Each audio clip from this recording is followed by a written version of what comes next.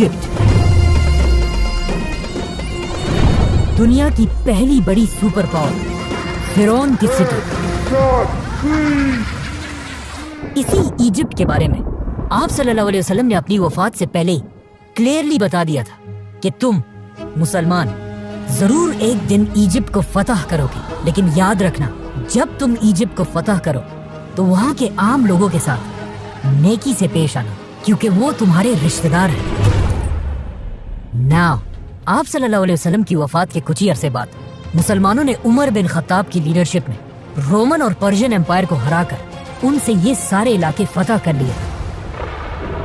لیکن جیسے ہی مسلمانوں نے یہ سارے علاقے فتح کیے، اچانک یہاں پر ایک بہت بڑا مسئلہ ہوا۔ ان نئے علاقوں میں ایک بہت ہی خطرناک بیماری طاعون ہر طرف پھیل گئی، جس سے مسلمانوں کی سپیڈ تو ختم ہو ہی گئی، لیکن اس بیماری سے مسلمانوں کے سارے بڑے جنرلز شہید ہو گئے اور نئے جنرلز کو چانس ملا کہ وہ آگے آ کر مسلمانوں کو لیڈ کر سکے۔ تو اب ان بڑے جنرلز کے شہید ہونے کی وجہ سے حضرت عمر نے ان علاقوں میں نئے جنرلز لگائے اور یہاں پر مسلمانوں کا آرمی چیف عمر بن عاص رضی اللہ تعالیٰ عنہ کو بنایا۔ عمر بن عاص کے آرمی چیف بننے کے بعد آہستہ آہستہ یہ بیماری ختم ہو گئی، اور جب حضرت عمر کو مدینہ میں اس کا پتہ چلا تو وہ خود حالات کو کنٹرول کرنے کے لیے مدینہ سے مسلمانوں کی فوج کی طرف گئے، لیکن آف کورس جانے سے پہلے انہوں نے مدینہ اور پورے عرب کا کنٹرول حضرت علی رضی اللہ تعالیٰ عنہ کے حوالے کیا۔ مطلب آف کورس اگر حضرت عمر کو اس سفر میں کچھ ہو جاتا تو آٹومیٹکلی حضرت علی رضی اللہ تعالیٰ عنہ اس پوری امپائر کے نئے خلیفہ بن جاتے۔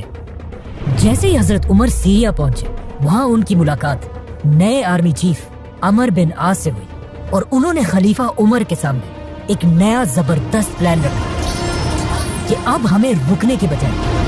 ایک نئی دنیا کی طرف جانا چاہیے، ایجپٹ۔ پر وہی ایجپٹ ہی کیوں؟ مسلمان تو رومن امپائر کے کیپٹل کی طرف بھی جا سکتے تھے، کیونکہ ایجپٹ کوئی عام علاقہ نہیں تھا، اور پچھلے ہزاروں سال سے ایجپٹ دنیا کے سب سے رچ علاقوں میں سے ایک تھا، جس کی طاقت کو قرآن میں بھی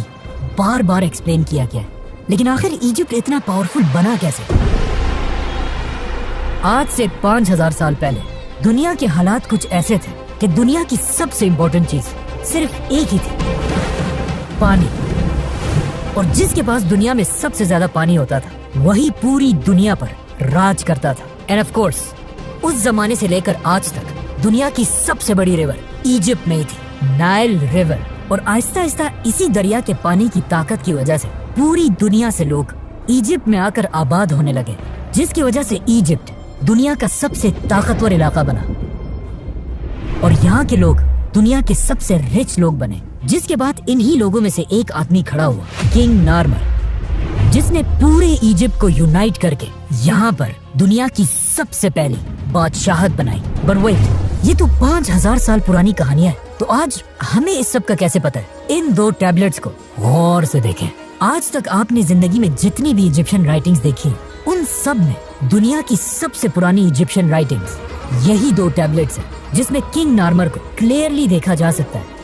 آہستہ آہستہ یہی ایجپشن امپائر طاقتور ہوتی گئی، اور اگلے 1000 سال تک ایجپٹ ہی پوری دنیا پر راج کرتا رہا۔ 1000 سال تک دنیا کی سپر پاور رہنے کے بعد اب ایجپشن فرعونوں کو یہ بات کنفرم ہو چکی تھی کہ ان سے بڑا اس پورے یونیورس میں کوئی بھی نہیں ہے، جس کے بعد پہلی بار انہوں نے ایک ایسا دعویٰ کیا جو ان سے پہلے کسی نے نہیں کیا تھا۔